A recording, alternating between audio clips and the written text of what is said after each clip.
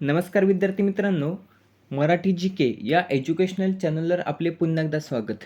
मित्रांनो, आज आपण बघा येणाऱ्या भरतीसाठी अतिशय महत्त्वाचे चालवण्याचे प्रश्न या ठिकाणी कव्हर करून घेणार आहोत, जे 7 जानेवारी 2026 या दिवसातील असणार आहेत. काल आपण पाहिले होते 6 जानेवारी 2026चे, आज आपण पाहणार आहोत 7 जानेवारी 2026 या दिवसातले काही महत्त्वाचे चालवण्याचे प्रश्न. प्रश्न अतिशय महत्त्वाचे आहेत. व्हिडिओ शेवटपर्यंत नक्की पाहायचा आहे. व्हिडिओ आवडत असेल तर आपल्याला लाईक करायचं आहे आणि आपल्या चॅनलला सबस्क्राईब करून घ्यायचं आहे. पहिला प्रश्न आहे, भारताने सूर्यास्त्र रॉकेट सिस्टमसाठी कोणत्या देशासोबत करार केलेला आहे? प्रश्न महत्त्वाचा आहे. तर भारताने सूर्यास्त्र रॉकेट सिस्टमसाठी पर्याय ब इस्रायल या देशासोबत बघा करार केलेला. कोणत्या देशासोबत? तर इस्रायल या देशासोबत भारताने करार केलेला. कशासाठी? तर सूर्यास्त्र रॉकेट सिस्टमसाठी. कोणामध्ये करार झालेला आहे? तर नाईब लिमिटेड व एल्बिट सिस्टम. नाईब लिमिटेड व एल्बिट सिस्टम या दोघांसोबत करार झालेला आहे सूर्यास्त्र रॉकेट सिस्टमसाठी. राष्ट्राध्यक्ष कोण आहेत? इस्रायलचे बेंजामिन नेतन्याहू आहेत. बघा, बेंजामिन नेतन्याहू. दुसरा प्रश्न आहे, PWDने कोणत्या ठिकाणी रस्त्यांवरील साइन बोर्डवर QR कोड हा अनिवार्य केलेला आहे? तर PWDने पर्याय ब दिल्ली या ठिकाणी बघा रस्त्यावरील साइन बोर्डवर आता QR कोड हा अनिवार्य केलेला आहे. कशासाठी? त्याचं कारण वगैरे पाहणार आहोत. त्यापूर्वी दिल्लीचे मुख्यमंत्री कोण आहेत? रेखा गुप्ता आहेत. बघा, रेखा गुप्ता ह्या दिल्लीच्या मुख्यमंत्री आहेत. तर PWDने दिल्ली या रस्त्यावरील साइन बोर्डवर QR कोड हा नुकतंच अनिवार्य केलेला आहे. या अनिवार्य केलेल्या QR मुळे नागरिक हे कोड स्कॅन करून रस्ता बनवणाऱ्या कंत्राटदार, डिझायनर व अधिकारी यांची माहिती मिळवू शकणार आहेत. कशामुळे? तर या QR कोडमुळे. कशाची माहिती मिळणार आहे त्यांना? तर नागरिकांना स्कॅन करून रस्ता बनवणाऱ्या कंत्राटदार, डिझायनर, अधिकारी यांची माहिती त्या ठिकाणी मिळणार आहे. तसेच त्या रस्त्याची खराब गुणवत्ता त्याची थेट तक्रार आपल्याला करता येणार आहे या QR कोडद्वारे.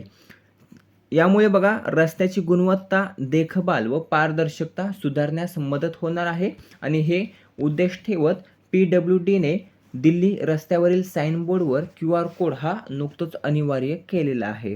पुढील तिसरा प्रश्न आहे, 44व्या कनिष्ठ राष्ट्रीय खो खो स्पर्धेचे पुरुष गटाचे विजेतेपद हे कोणी पटकावलेले आहे? प्रश्न हा देखील महत्त्वाचा आहे. याचं उत्तर सांगण्या अगोदर आयोजन कोणत्या ठिकाणी करण्यात आलं होतं? तर कर्नाटक या ठिकाणी बघा आयोजन याचं करण्यात आलं होतं 44व्या कनिष्ठ राष्ट्रीय खो खो स्पर्धेचं.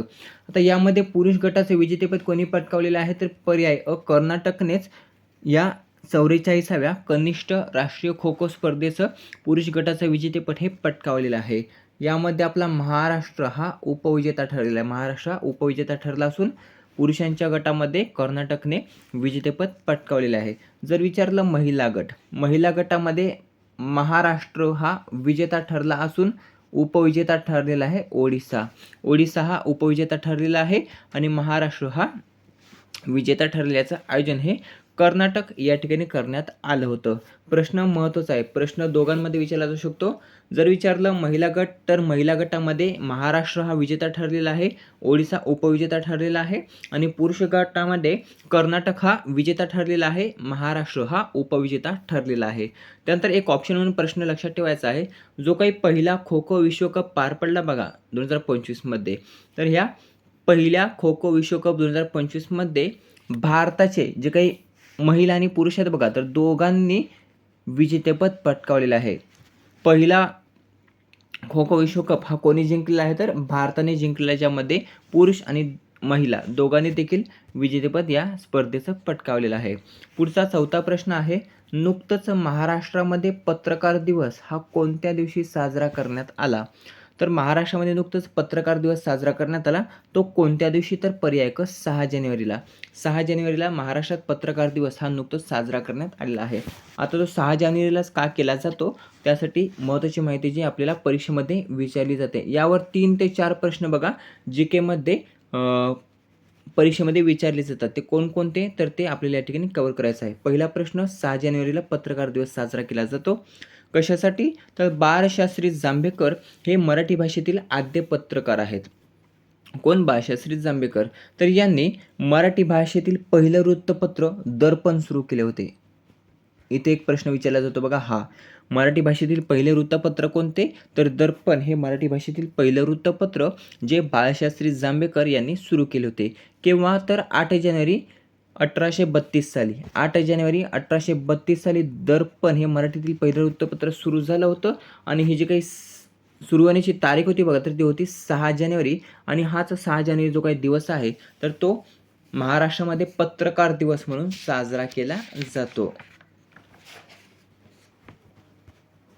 पुढचा 5वा प्रश्न आहे, सुरेश कलमाडी यांचे निधन झाले असून त्यांचा संबंध खालीलपैकी कशाशी होता?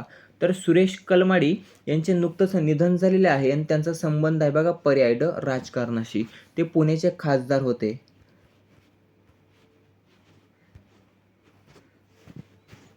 कोणते? तर पुण्याचे खासदार होते सुरेश कलमाडी, ज्यांचं नुकतंच निधन झालेलं आहे.